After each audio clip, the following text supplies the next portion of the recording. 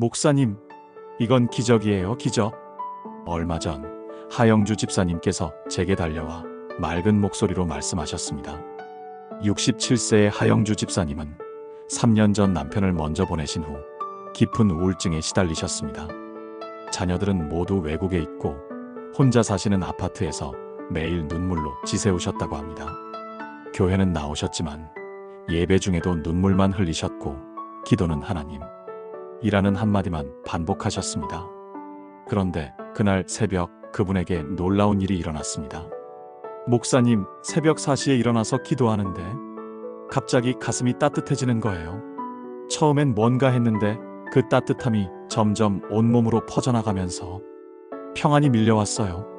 그리고 제 입에서 하나님 아버지라는 말이 자연스럽게 나오면서 눈물이 펑펑 쏟아졌어요. 그런데 그 눈물이 슬픈 눈물이 아니라 기쁜 눈물이었어요. 아, 하나님이 저를 정말 사랑하시는구나. 그게 느껴졌어요. 저는 그분의 얼굴을 보는 순간 알 수 있었습니다. 성령님이 임하신 것입니다. 사랑하는 여러분, 솔직히 고백하겠습니다. 저도 목사인데 성령의 임재를 구별하는 것이 쉽지 않았던 때가 있었습니다. 신학교에서는 성령론을 배웠고 성령의 9가지 열매와 은사에 대해 공부했습니다. 하지만 실제로 기도할 때 느껴지는 그 무언가가 정말 성령의 임재인지 아니면 제 감정인지 확신하지 못했습니다. 2017년 여름이었습니다. 목회 7년 차였던 저는 심한 영적 침체기를 겪고 있었습니다. 매일 새벽 기도를 인도하고 수요 예배와 금요 기도회를 이끌었지만 제 안에는 공허함만 가득했습니다. 하나님, 제가 정말 성령 충만합니까? 아니면 그냥 종교적인 행위만 반복하는 겁니까? 그렇게 몸부림치며 기도하던 어느 새벽이었습니다. 갑자기 제 마음 깊은 곳에서 따뜻한 확신이 밀려왔습니다. 내가 나를 찾는 그 간절함 자체가 내가 너와 함께 있다는 증거다. 그 순간 저는 깨달았습니다. 성령의 임재는 신비한 체험만이 아니라는 것을요. 그 후로 저는 성도들과 함께 기도하면서 성령의 임재를 분별하는 법을 배우기 시작했습니다. 그리고 지난 8년간 수많은 성도들의 간증을 들으면서 확신하게 되었습니다. 성령님이 임하실 때 나타나는 분명한 증거들이 있다는 것을요. 여러분도 궁금하지 않으신가요? 내가 기도할 때 느껴지는 이것이 정말 성령의 임재인지 어떻게 알 수 있을까요? 오늘 이 시간 성경 말씀과 실제 간증을 통해 성령님이 임하실 때 나타나는 7가지 분명한 증거를 나누려고 합니다. 이 7가지를 알게 되면 여러분은 더 이상 의심하지 않으실 겁니다. 아, 지금 성령님이 나와 함께 계시는구나. 그 확신 속에서 기도하는 기쁨을 경험하시게 될 것입니다. 함께 시작하시겠습니까? 첫 번째, 설명할 수 없는 평안이 마음에 임할 때. 여러분, 혹시 이런 경험 있으신가요? 온갖 걱정과 근심으로 머리가 복잡해서 기도를 시작했는데 기도하는 중에 갑자기 마음이 고요해지는 경험 말입니다. 문제는 전혀 해결되지 않았는데도 이상하게 평안해지는 것이죠. 56세 김미경 집사님은 작년 가을 아들의 사업 실패로 3억 원의 빚을 떠안게 되었습니다. 매일 밤 잠을 이루지 못하고 새벽마다 가슴이 답답해서 눈을 떴습니다. 하나님, 이 빚을 어떻게 갚습니까? 은퇴한 저희 부부가 어떻게 이 돈을 마련합니까? 그런데 어느 날 새벽 기도 중에 갑자기 마음이 고요해졌다고 합니다. 여전히 3억이라는 빚은 그대로였지만 두려움이 사라지고 평안이 임했습니다. 이것이 바로 성령의 임재의 첫 번째 증거입니다. 성경은 이렇게 말씀합니다. 평안을 너희에게 끼치노니 곧 나의 평안을 너희에게 주노라. 내가 너희에게 주는 것은 세상이 주는 것과 같지 아니하니라. 너희는 마음에 근심하지도 말고 두려워하지도 말라. 요한복음 14장 27절. 이 말씀은 예수님이 제자들에게 하신 약속입니다. 당시 제자들은 예수님이 십자가에 달려 돌아가실 것이라는 말씀을 듣고 극도의 불안과 두려움에 빠져 있었습니다. 3년 동안 따라다니며 모든 것을 걸었던 선생님이 죽는다니 제자들은 앞이 캄캄했습니다. 바로 그때 예수님은 나의 평안을 너희에게 주노라고 말씀하셨습니다. 여기서 중요한 것은 나의 평안이라는 표현입니다. 세상이 주는 평안은 문제가 해결될 때 오는 평안입니다. 돈이 생기면 평안하고, 건강이 회복되면 평안하고, 관계가 풀리면 평안합니다. 하지만 예수님이 주시는 평안은 다릅니다. 문제가 그대로인데도 마음에 평안이 임하는 것입니다. 왜냐하면 이것은 성령님이 우리 마음에 직접 부어주시는 평안이기 때문입니다. 그렇다면 이 평안을 어떻게 경험할 수 있을까요? 첫째, 문제를 놓고 기도하되 해결책을 구하지 말고 하나님의 임재를 구하십시오. 하나님, 이 문제를 해결해 주세요가 아니라 하나님, 이 문제 속에서 주님과 함께하게 해주세요라고 기도하는 것입니다. 둘째, 기도 중에 떠오르는 말씀을 붙잡으십시오. 성령님은 우리에게 필요한 말씀을 생각나게 하십니다. 셋째, 서두르지 마십시오. 평안은 조급함과 반대입니다. 천천히, 깊이 하나님 앞에 고요히 머무는 시간을 가지십시오. 김미경 집사님의 이야기를 계속해 보겠습니다. 그날 새벽 평안을 경험한 후 그분은 매일 새벽마다 똑같이 기도했습니다. 하나님, 저는 이 문제를 해결할 수 없지만 주님과 함께 이 문제를 지나가겠습니다. 일주일이 지났습니다. 여전히 빚은 그대로였지만 그분의 얼굴에서 근심이 사라졌습니다. 2주가 지났습니다. 남편과 함께 앉아서 차근차근 상환 계획을 세울 수 있었습니다. 한 달이 지났습니다. 아들이 새로운 일자리를 구했고 조금씩이지만 빚을 갚기 시작했습니다. 그리고 1년 반이 지난 지금 3억 중 1억 2천만 원을 갚았습니다.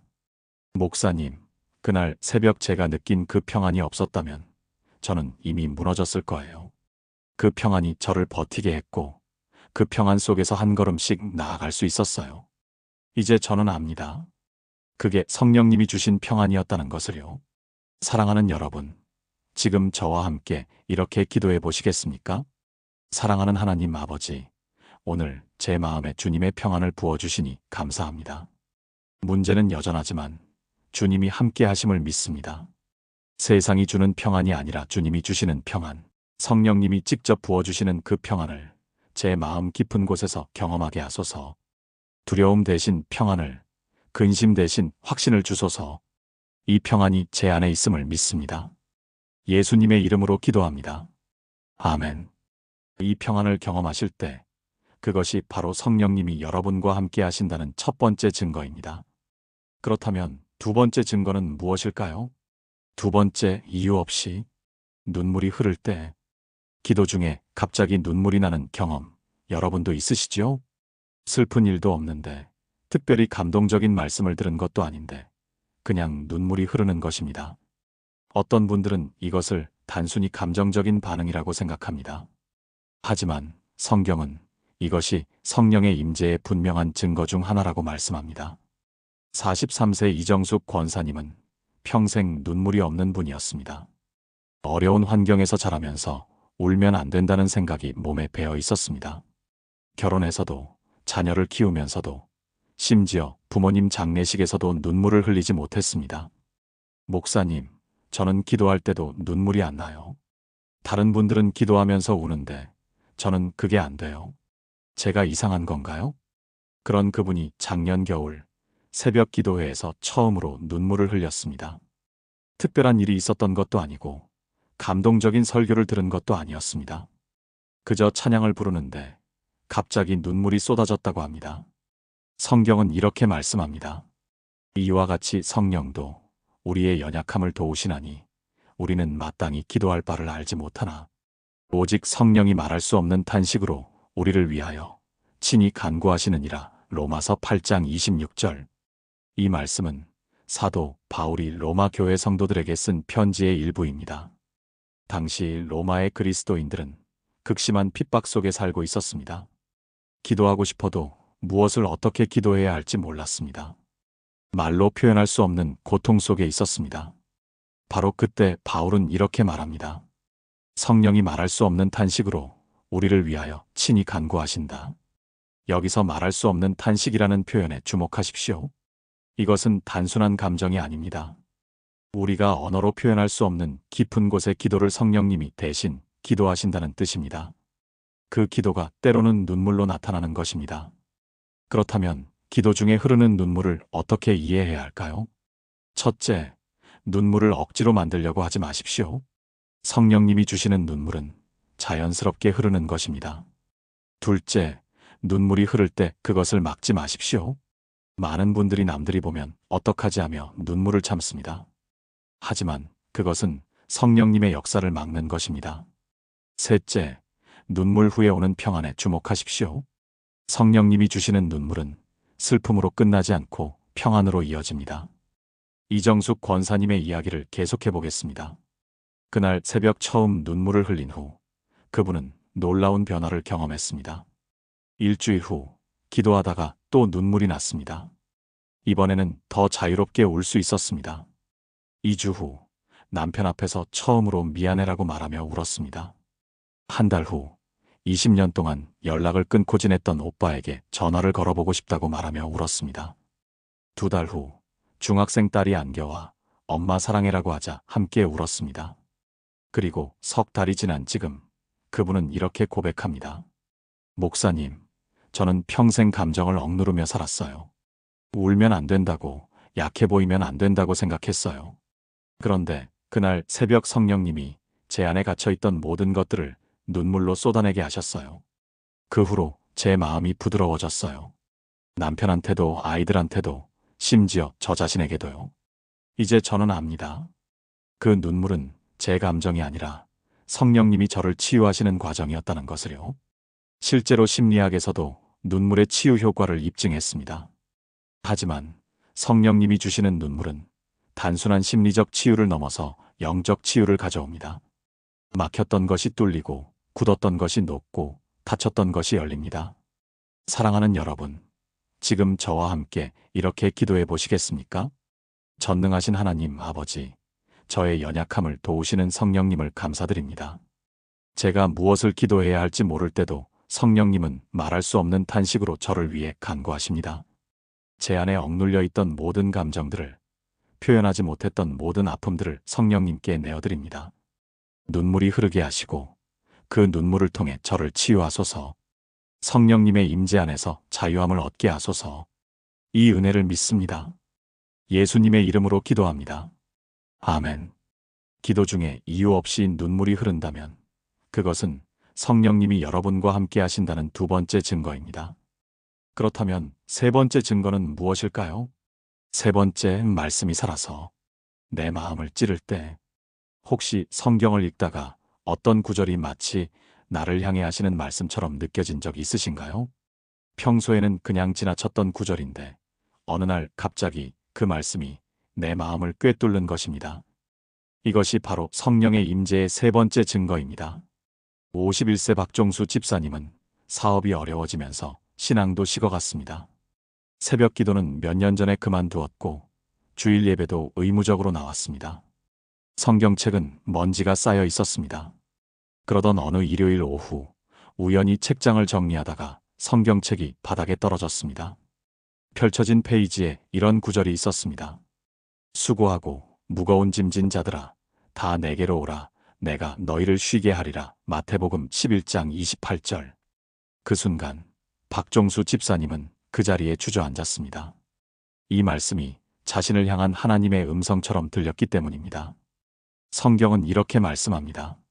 하나님의 말씀은 살아있고 활력이 있어 좌우에 날선 어떤 검보다도 예리하여 혼과 영과 및 관절과 골수를 찔러 쪼개기까지 하며 또 마음의 생각과 뜻을 판단하나니. 히브리서 4장 12절. 이 말씀은 히브리서 기자가 성경의 능력에 대해 선포한 구절입니다.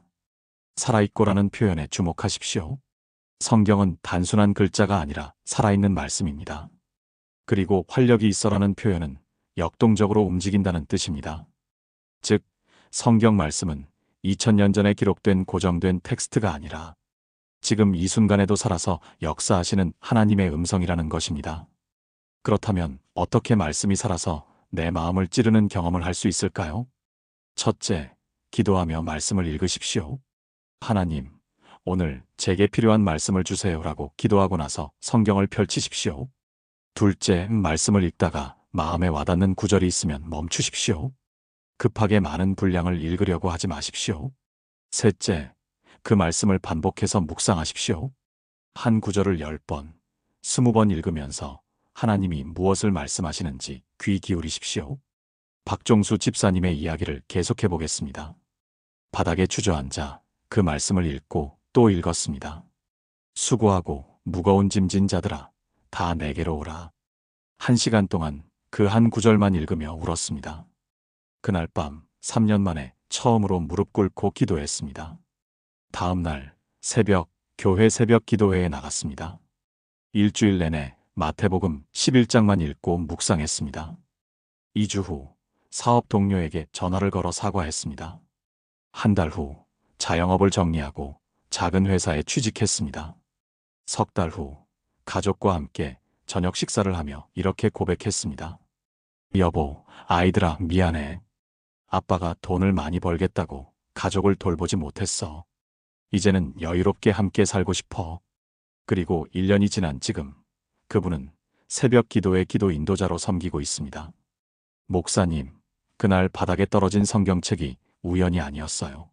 그 말씀이 제 마음을 찔렀을 때 그게 성령님이 저를 부르시는 음성이었어요. 저는 그 한 구절로 다시 살아났어요. 실제로 많은 신앙 위인들이 한 구절의 말씀으로 인생이 바뀌었습니다. 어거스틴은 로마서 13장 13절을 읽고 회심했고, 마틴 루터는 로마서 1장 17절을 통해 종교개혁을 시작했습니다. 그만큼 성령님이 역사하시는 말씀은 강력한 것입니다.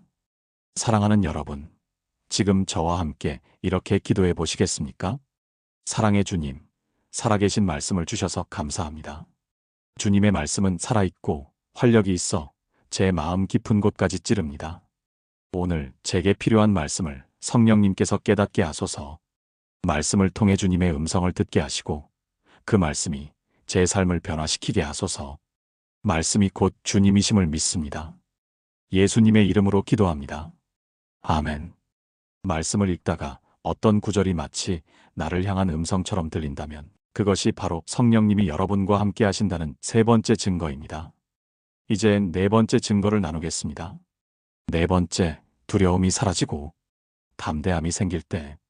여러분은 두려움 때문에 하지 못했던 일이 있으신가요? 누군가에게 복음을 전하고 싶었지만 거절당할까봐 두려웠던 경험 말입니다.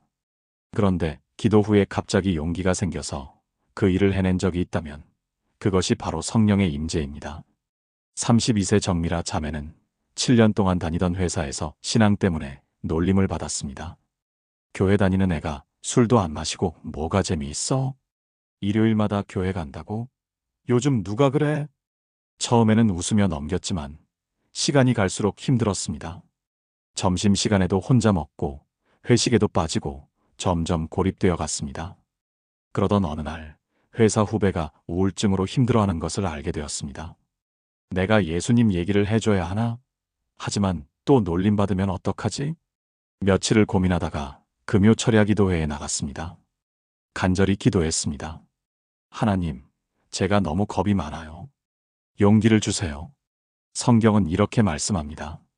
하나님이 우리에게 주신 것은 두려워하는 마음이 아니요 오직 능력과 사랑과 절제하는 마음이니. 디모데후서 1장 7절. 이 말씀은 사도 바울이 젊은 목회자 디모데에게 쓴 편지입니다. 당시 디모데는 에베소 교회를 맡아 사역하고 있었지만 나이가 어리고 성격이 소심해서 많은 어려움을 겪고 있었습니다. 핍박도 심했고 교회 내부의 문제도 복잡했습니다. 디모데는 두려움에 사로잡혀 있었습니다. 바로 그때 바울은 이렇게 격려합니다. 하나님이 우리에게 주신 것은 두려워하는 마음이 아니다. 여기서 중요한 것은 두려움은 하나님께서 주신 것이 아니라는 사실입니다. 반대로 하나님이 주시는 것은 능력과 사랑과 절제하는 마음입니다. 이것은 성령님이 우리 안에 부어주시는 담대함을 의미합니다. 그렇다면 어떻게 이런 담대함을 얻을 수 있을까요? 첫째, 두려움을 솔직하게 하나님께 고백하십시오. 저는 지금 두렵습니다라고 정직하게 말씀드리십시오. 둘째, 하나님의 약속을 선포하십시오. 하나님이 내게 주신 것은 두려워하는 마음이 아니라 능력의 마음입니다라고 큰 소리로 고백하십시오. 셋째, 작은 일부터 순종하십시오. 담대함은 행동할 때 더욱 커집니다. 정미라 자매의 이야기를 계속해 보겠습니다. 철야기도 후 다음 날 아침 놀라운 일이 일어났습니다. 출근길에 우연히 그 후배를 만났는데 자연스럽게 이렇게 말이 나왔습니다. 나도 힘들 때 많았어. 그때마다 기도하면서 버텼거든. 너도 한번 교회 나와 볼래? 예상과 달리 후배는 거절하지 않았습니다. 언니, 나도 요즘 너무 힘들어서 한번 가볼게. 그 주 일요일 후배가 교회에 나왔습니다. 예배 후에 눈물을 흘리며 이렇게 말했습니다. 언니, 나 여기 계속 다녀도 돼? 3개월이 지났습니다. 후배는 매주 교회에 나왔고 우울증 증세가 많이 좋아졌습니다. 6개월 후 후배가 세례를 받았습니다. 세례식에서 간증하며 이렇게 말했습니다. 정미라 언니가 용기 내어 저에게 예수님을 전해주지 않았다면 저는 이 자리에 없었을 거예요. 그리고 1년이 지난 지금 정미라 자매는 회사에서 당당하게 신앙인으로 살고 있습니다. 놀림은 여전히 있지만 더 이상 두렵지 않습니다. 오히려 5명의 동료가 그를 통해 교회에 나오기 시작했습니다. 목사님, 그날 철야기도 후에 제 안에 뭔가 달라진 게 느껴졌어요. 두려움이 사라지고 할 수 있다는 확신이 생겼어요. 그게 성령님이 주신 담대함이었어요. 이제 저는 압니다. 제 힘이 아니라 성령님의 능력이라는 것을요. 사랑하는 여러분, 지금 저와 함께 이렇게 기도해 보시겠습니까? 전능하신 하나님 아버지, 두려워하는 마음을 물리쳐 주소서. 주님이 제게 주신 것은 능력과 사랑과 절제하는 마음임을 믿습니다. 성령님의 담대함으로 제 안의 모든 두려움을 몰아내시고 주님이 원하시는 일을 담대히 행할 수 있게 하소서. 더 이상 두렵지 않고 담대하게 주님의 일을 감당하게 하소서. 이 능력을 믿습니다. 예수님의 이름으로 기도합니다. 아멘. 두려움이 사라지고 담대함이 생긴다면 그것이 바로 성령님이 여러분과 함께 하신다는 4번째 증거입니다. 이제 5번째 증거를 나누겠습니다. 5번째, 미웠던 사람을 용서하고 싶어질 때 용서하기 어려운 사람이 있으신가요? 머리로는 용서해야 한다는 것을 알지만 마음이 따라가지 않는 경험 말입니다. 그런데 기도 중에 갑자기 그 사람이 불쌍하게 느껴지고 용서하고 싶은 마음이 든다면 그것이 바로 성령의 임재입니다. 59세 홍순애 권사님은 10년 동안 친정언니와 연락을 끊고 지냈습니다. 부모님 유산 문제로 다툰 후 언니에 대한 미움이 깊어졌습니다. 교회는 다녔지만 예배 중에 원수를 사랑하라는 말씀이 나올 때마다 귀를 막고 싶었습니다. 절대 용서 못해. 언니가 먼저 사과해야 해. 그런데 작년 가을 신방 온 목사님이 이렇게 기도했습니다. 하나님, 홍순애 권사님의 마음에 있는 모든 미움을 성령님이 녹여주소서. 그날 밤 잠을 이루지 못했습니다. 계속 언니 생각이 났습니다. 그런데 이상하게도 언니에 대한 미움이 아니라 언니의 어린 시절이 떠올랐습니다. 어려운 집안 형편에 언니는 중학교도 제대로 다니지 못하고 일을 했습니다. 동생들을 먹이기 위해 자신의 꿈을 포기했던 언니였습니다. 성경은 이렇게 말씀합니다. 우리가 아직 죄인 되었을 때에 그리스도께서 우리를 위하여 죽으심으로 하나님께서 우리에 대한 자기의 사랑을 확증하셨느니라. 로마서 5장 8절. 이 말씀은 하나님의 사랑의 본질을 보여줍니다. 우리가 아직 죄인 되었을 때라는 표현에 주목하십시오. 하나님은 우리가 회개하고 돌아오기를 기다리지 않으셨습니다. 우리가 여전히 죄 가운데 있을 때, 하나님과 원수 되었을 때 예수님이 먼저 우리를 위해 죽으셨습니다. 이것이 바로 조건 없는 사랑, 일방적인 사랑입니다. 성령님은 바로 이런 하나님의 사랑을 우리 마음에 부어주십니다. 그래서 우리도 먼저 사랑하고 먼저 용서할 수 있게 되는 것입니다. 그렇다면 어떻게 용서의 마음을 경험할 수 있을까요? 첫째, 상대방의 상처를 보려고 노력하십시오. 그 사람도 누군가에게 상처받은 사람입니다. 둘째, 주님, 제가 받은 용서를 생각하게 하소서라고 기도하십시오. 우리가 하나님께 받은 용서를 생각하면 다른 사람을 용서하기 쉬워집니다. 셋째, 용서는 감정이 아니라 결단이라는 것을 기억하십시오. 기분이 좋아서 용서하는 것이 아니라 용서하기로 결단하는 것입니다. 홍순애 권사님의 이야기를 계속해 보겠습니다. 그날 밤 내내 기도했습니다. 하나님, 저도 언니를 용서하고 싶어요. 하지만 제 힘으로는 안 돼요. 다음 날 새벽 또 기도했습니다. 일주일 동안 매일 그렇게 기도했습니다. 그리고 8일째 되는 날 마음에 변화가 일어났습니다. 언니에 대한 미움이 사라지고 안쓰러운 마음이 들었습니다. 언니도 힘들었겠구나. 나만 힘든 게 아니었구나. 그날 오후 10년 만에 언니에게 전화를 걸었습니다. 손이 떨렸지만 용기를 냈습니다. 언니, 나야. 오랜만이야. 전화기 너머로 언니의 울음소리가 들렸습니다. 순애야, 언니가 미안해. 정말 미안해. 두 사람은 1시간 동안 전화로 울며 대화했습니다. 2주 후 직접 만났습니다. 서로 껴안고 한참을 울었습니다. 한 달 후 함께 교회에 나왔습니다. 석 달 후 언니가 세례를 받았습니다.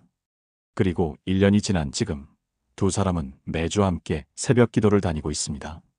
목사님, 그때 제 마음이 변한 건 제가 한 게 아니에요. 성령님이 제 마음을 녹이신 거예요. 제 힘으로는 평생 용서 못했을 거예요. 하지만 성령님은 하루아침에 제 마음을 바꾸셨어요. 이제 저는 언니가 너무 사랑스러워요.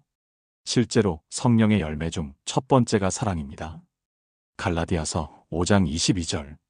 성령님이 임하시면 우리 안에 하나님의 사랑이 흘러넘치게 됩니다. 그 사랑은 우리 힘으로 만들어낼 수 없는 초자연적인 사랑입니다. 사랑하는 여러분, 지금 저와 함께 이렇게 기도해 보시겠습니까? 사랑의 하나님 아버지, 제가 아직 죄인 되었을 때 저를 먼저 사랑하신 주님을 찬양합니다. 성령님, 제 마음에 하나님의 사랑을 부어주소서. 미워했던 사람을, 용서하지 못했던 사람을 이제는 사랑할 수 있게 하소서. 제 힘이 아니라 주님의 사랑으로 먼저 용서하고 먼저 화해하게 하소서.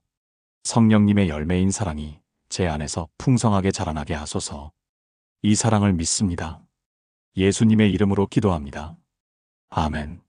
미웠던 사람을 용서하고 싶은 마음이 든다면 그것이 바로 성령님이 여러분과 함께 하신다는 5번째 증거입니다. 이제 6번째 증거를 나누겠습니다. 6번째, 누군가를 위해 간절히 기도하고 싶어질 때 갑자기 누군가가 생각나서 기도하게 된 경험이 있으신가요? 특별한 이유도 없는데 어떤 사람이 마음에 떠올라서 그 사람을 위해 간절히 기도하게 되는 것입니다. 이것이 바로 성령의 임재의 6번째 증거입니다. 45세 김태훈 집사님은 평범한 직장인이었습니다. 기도는 주로 자기 일과 가족을 위해서만 했습니다. 그런데 어느 날 새벽 기도하는 중에 갑자기 고등학교 동창 이름이 떠올랐습니다. 성진이? 왜 갑자기 성진이가 생각나지? 20년 만에 처음 생각나는 친구였습니다. 그런데 이상하게도 그 친구를 위해 기도하고 싶은 마음이 강하게 들었습니다. 하나님, 성진이를 지켜주세요. 성진이에게 힘을 주세요. 무슨 일인지도 모르면서 30분 동안 그 친구를 위해 기도했습니다. 성경은 이렇게 말씀합니다. 무릇 하나님의 영으로 인도함을 받는 사람은 곧 하나님의 아들이라. 로마서 8장 14절. 이 말씀은 성령님의 인도하심에 대해 말씀합니다. 성령님은 우리를 인도하시는 분입니다. 어디로 가야 할지, 무엇을 해야 할지, 누구를 위해 기도해야 할지 알려주십니다. 특히 중보기도는 성령님의 특별한 은사 중 하나입니다. 우리가 알지 못하는 누군가의 필요를 성령님은 아시고 우리로 하여금 그 사람을 위해 기도하게 하십니다. 이것을 중보기도의 부담이라고 합니다. 성령님이 주시는 특별한 기도 제목인 것입니다. 그렇다면 이런 중보기도를 어떻게 해야 할까요? 첫째, 누군가가 마음에 떠오를 때 무시하지 마십시오. 그것이 성령님의 인도일 수 있습니다. 둘째, 구체적인 내용을 몰라도 괜찮습니다. 하나님, 그 사람을 지켜주세요라고 기도하십시오. 하나님은 아십니다. 셋째, 기도 후에 가능하면 연락해 보십시오. 많은 경우 그 사람이 정말로 그 시간에 어려움을 겪고 있었다는 것을 알게 됩니다. 김태훈 집사님의 이야기를 계속해 보겠습니다. 새벽 기도 후 출근하면서도 계속 성진이가 마음에 걸렸습니다. 점심시간에 SNS를 통해 연락처를 찾아 전화를 걸었습니다. 여보세요? 성진아, 나 태훈이야. 20년 만이지? 전화기 너머로 놀라는 목소리가 들렸습니다. 태훈이? 어떻게? 너 어떻게 내 번호 알았어? SNS에서 찾았지. 근데 너 혹시 요즘 힘든 일 있어? 잠시 침묵이 흘렀습니다. 그리고 떨리는 목소리로 대답했습니다. 태훈아, 나 사실 오늘 새벽에 죽으려고 했어. 사업 실패하고, 빚에 쪼들리고, 더 이상 살고 싶지 않았어. 그런데 내가 전화를 하다니. 김태훈 집사는 소름이 돋았습니다. 자신이 성진이를 위해 기도한 시간이 바로 성진이가 극단적 선택을 하려던 시간이었던 것입니다. 성진아, 지금 어디야? 내가 갈게. 절대 혼자 있지 마. 그날 저녁 20년 만에 두 친구가 만났습니다. 김태훈 집사는 성진이에게 자신의 간증을 나누고 함께 기도했습니다. 일주일 후 성진이가 교회에 나왔습니다. 한 달 후 성진이의 얼굴에 웃음이 돌아왔습니다. 석 달 후 새로운 일을 시작했습니다. 6개월 후 성진이가 세례를 받았습니다. 세례식에서 간증하며 이렇게 말했습니다. 제가 죽으려고 했던 그날 새벽 하나님은 20년 만에 친구를 보내셨습니다. 그 친구는 제가 죽으려 한다는 것도 몰랐지만 하나님은 아셨고 그 친구로 저를 살리셨습니다. 그리고 1년이 지난 지금 두 사람은 함께 새벽 기도를 다니며 중보기도 팀으로 섬기고 있습니다. 목사님, 그날 제가 성진이를 위해 기도한 건 제 생각이 아니었어요. 성령님이 제 마음에 그 친구를 떠오르게 하신 거예요. 성령님이 저를 쓰셔서 친구를 살리신 거예요. 이제 저는 누군가 마음에 떠오르면 바로 기도합니다. 그게 성령님의 인도인 걸 아니까요. 실제로 많은 선교사들과 중보기도자들이 이런 경험을 합니다. 전혀 알지 못하는 사람이나 나라가 마음에 떠올라 기도하게 되고 나중에 그 시간에 정말로 그곳에서 중요한 일이 있었다는 것을 알게 됩니다. 사랑하는 여러분, 지금 저와 함께 이렇게 기도해 보시겠습니까? 전능하신 하나님 아버지, 성령님의 인도하심을 감사드립니다. 저를 중보기도자로 세워주시고 누군가를 위해 기도하는 특권을 주셔서 감사합니다. 성령님, 제 마음에 누군가를 떠오르게 하시고 그 사람을 위해 간절히 기도하게 하소서. 제가 알지 못하는 그들의 필요를 주님은 아시고 저를 통해 역사하소서. 중보기도의 능력을 믿고 순종하게 하소서. 이 은혜를 믿습니다. 예수님의 이름으로 기도합니다. 아멘. 누군가를 위해 간절히 기도하고 싶은 마음이 든다면 그것이 바로 성령님이 여러분과 함께 하신다는 6번째 증거입니다. 이제 마지막 7번째 증거를 나누겠습니다. 7번째, 예배와 찬양 중에 하나님을 만날 때 예배 중에 찬양을 부르다가 갑자기 눈물이 나거나 하나님이 바로 여기 계신 것 같은 느낌을 받은 적 있으신가요? 이것이 바로 성령의 임재의 마지막 7번째 증거입니다. 38세 이수진 자매는 교회를 다닌 지 15년이 되었지만 예배가 항상 의무적이었습니다. 찬양도 그냥 따라 부르고 설교도 그냥 듣고 예배가 끝나면 그냥 집에 갔습니다. 나는 왜 다른 사람들처럼 은혜를 받지 못할까? 그런데 어느 주일 특송 찬양팀이 부르는 찬양을 들으면서 이상한 느낌을 받았습니다. 주님의 십자가 보혈로 우리 죄 사함 받았네. 평소에도 들었던 찬양인데 그날따라 그 가사가 마음 깊이 파고들었습니다. 내 죄, 정말 사함 받았구나. 갑자기 눈물이 쏟아졌습니다. 처음으로 예배 중에 하나님을 만난 순간이었습니다. 성경은 이렇게 말씀합니다. 그러나 진실로 예배하는 자들은 영과 진리로 아버지께 예배할 때가 오나니 곧 이때라. 아버지께서는 이렇게 자기에게 예배하는 자들을 찾으시느니라. 요한복음 4장 23절. 이 말씀은 예수님이 사마리아 여인에게 하신 말씀입니다. 당시 사마리아 여인은 예배 장소에 대해 질문했습니다. 예루살렘에서 예배해야 합니까? 이 산에서 예배해야 합니까? 그때 예수님은 놀라운 대답을 하십니다. 장소가 중요한 게 아니라 영과 진리로 예배하는 것이 중요하다. 여기서 영으로 예배한다는 것은 성령님의 인도함을 받아 예배한다는 뜻입니다. 형식적이고 의무적인 예배가 아니라 성령님이 우리 마음을 감동시키셔서 드리는 예배입니다. 그때 우리는 진정으로 하나님을 만나게 됩니다. 그렇다면 어떻게 영과 진리로 예배할 수 있을까요? 첫째, 예배 전에 마음을 준비하십시오. 오늘 하나님을 만나겠습니다라고 기대하며 나오십시오. 둘째, 찬양할 때 가사에 집중하십시오. 그냥 따라 부르지 말고 한 구절 한 구절 의미를 생각하며 부르십시오. 셋째, 설교를 들을 때 하나님이 나에게 무슨 말씀을 하실까 하는 마음으로 들으십시오. 이수진 자매의 이야기를 계속해 보겠습니다. 그날 예배 후 집에 돌아와서도 그 찬양이 계속 머릿속에 맴돌았습니다. 다음 주일 일부러 30분 일찍 교회에 나가 기도했습니다. 하나님, 오늘도 주님을 만나게 해주세요. 예배가 시작되고 첫 찬양이 나왔습니다. 큰 죄에 빠진 나를 구원하신 주. 또 눈물이 났습니다. 설교 시간에도 말씀이 마음에 꽂혔습니다. 3주째, 4주째, 매주일마다 예배가 달라졌습니다. 한 달 후 남편에게 이렇게 말했습니다. 여보, 나 요즘 예배 드리는 게 너무 좋아. 주일이 기다려져. 석 달 후 수요 예배와 금요 기도회에도 나가기 시작했습니다. 6개월 후 찬양팀에 등록해서 봉사하게 되었습니다. 그리고 1년이 지난 지금 그는 교회 청년부 리더로 섬기고 있습니다. 목사님, 15년 동안 형식적으로 다니던 제가 변한 건 그날 예배 때문이에요. 성령님이 제 마음을 열어주셨어요. 찬양 가사가 살아서 제 마음을 찔렀고 말씀이 살아서 제게 말씀하셨어요. 그게 영과 진리로 드리는 예배였어요. 이제 저는 매주일이 행복해요. 하나님을 만나니까요. 실제로 많은 사람들이 예배와 찬양 중에 하나님을 만나는 경험을 합니다. 구약시대 다윗도 찬양할 때 하나님의 임재를 경험했고 초대교회 성도들도 예배 중에 성령 충만함을 받았습니다. 사도행전 2장. 성령님은 특히 예배와 찬양의 자리를 사랑하십니다. 우리가 진심으로 하나님을 찬양할 때 성령님이 임재하십니다. 사랑하는 여러분, 지금 저와 함께 이렇게 기도해 보시겠습니까? 거룩하신 하나님 아버지, 영과 진리로 예배하는 자를 찾으시는 주님을 찬양합니다.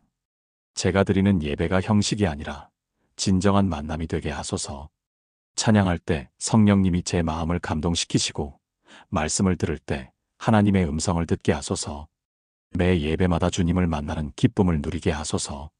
예배가 제 삶의 가장 소중한 시간이 되게 하소서. 이 은혜를 믿습니다. 예수님의 이름으로 기도합니다. 아멘. 예배와 찬양 중에 하나님을 만나는 경험을 하신다면 그것이 바로 성령님이 여러분과 함께 하신다는 7번째 증거입니다. 지금까지 나눈 7가지 성령의 임재 증거를 하나의 기도로 드리겠습니다. 사랑하는 여러분, 함께 기도하시겠습니까?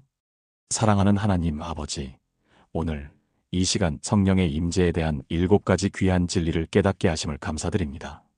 설명할 수 없는 평안을 주시고 눈물로 치유하시며 말씀으로 찌르시고 담대함을 부어주시며 사랑으로 채우시고 중보기도로 쓰시며 예배 중에 만나주시는 성령님을 찬양합니다. 저는 고백합니다. 기도 중에 느껴지는 그 평안은 성령님이 주신 것입니다. 흐르는 눈물은 성령님의 치유입니다. 마음을 찌르는 말씀은 성령님의 음성입니다. 생기는 담대함은 성령님의 능력입니다. 용서하고 싶은 마음은 성령님의 사랑입니다. 중보기도의 부담은 성령님의 인도입니다. 예배 중의 만남은 성령님의 임재입니다. 주님, 이 7가지가 제 삶 속에서 날마다 경험되게 하소서. 더 이상 의심하지 않고 성령님의 임재를 확신하며 살아가게 하소서. 오늘부터 제 기도 시간이 달라지게 하시고 제 예배가 변화되게 하시며 제 삶 전체가 성령 충만한 삶이 되게 하소서. 제 가족도 이 말씀을 듣는 모든 분들도 성령의 임재를 분명하게 경험하게 하소서. 평안과 눈물과 말씀과 담대함과 사랑과 중보와 예배, 이 7가지를 통해 성령님이 우리와 함께 하심을 날마다 확인하게 하소서. 성령님, 우리를 인도하소서. 우리를 채우소서. 우리를 사용하소서. 살아계신 예수 그리스도의 이름으로 기도합니다. 아멘. 사랑하는 여러분, 오늘 우리는 함께 성령의 임재를 확인하는 7가지 증거를 나누었습니다. 첫째, 설명할 수 없는 평안이 마음에 임할 때. 둘째, 이유 없이 눈물이 흐를 때. 셋째, 말씀이 살아서 내 마음을 찌를 때. 넷째, 두려움이 사라지고 담대함이 생길 때. 다섯째, 미웠던 사람을 용서하고 싶어질 때. 여섯째, 누군가를 위해 간절히 기도하고 싶어질 때. 일곱째, 예배와 찬양 중에 하나님을 만날 때 이 7가지 중 여러분은 몇 가지를 경험하셨나요? 하나도 경험하지 못했다면 오늘부터 기대하십시오. 몇 가지 경험했다면 감사하십시오. 모두 경험했다면 더욱 깊이 들어가십시오. 성령님은 지금도 여러분과 함께 계십니다. 기도할 때마다, 말씀 읽을 때마다, 예배 드릴 때마다 성령님은 역사하십니다. 이제 더 이상 성령님이 정말 계실까? 하고 의심하지 마십시오. 이 7가지를 기억하고 경험하고 확신하십시오. 여러분도 하영주 집사님처럼, 김미경 집사님처럼, 박종수 집사님처럼, 정미라 자매님처럼, 홍순애 권사님처럼, 김태훈 집사님처럼, 이수진 자매님처럼 분명하게 성령의 임재를 경험하게 될 것입니다. 오늘 이 말씀이 여러분의 기도 생활을 완전히 바꿀 것이라 믿습니다. 여러분도 이런 경험을 하신 분이라면 아래 댓글란에 아멘 또는 성령 충만이라고 남겨주세요. 그리고 이 말씀이 필요한 분들이 함께 은혜 받을 수 있도록 좋아요와 공유 부탁드립니다. 하나님의 은혜와 평강이 여러분의 삶 가운데 날마다 충만하기를 축복합니다. 성령님의 임재가 여러분과 여러분의 가정에 늘 함께 하시기를 기도합니다. 감사합니다.